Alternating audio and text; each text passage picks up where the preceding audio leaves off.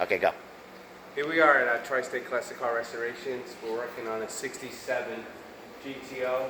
So this is a unique project. This was at another shop for a long time. They were getting nowhere with it, so the owner decided to pull the car and bring it to us. We took it over. It was in prime, but there was a lot of preparation not done to the car. Frame and all that stuff was done, but the front and all this stuff was not done.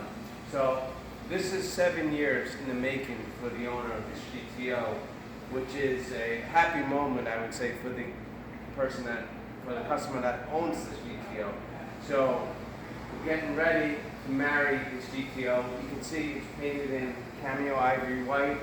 It's got the trim black on the firewall, and to match the frame, it's OEM colors.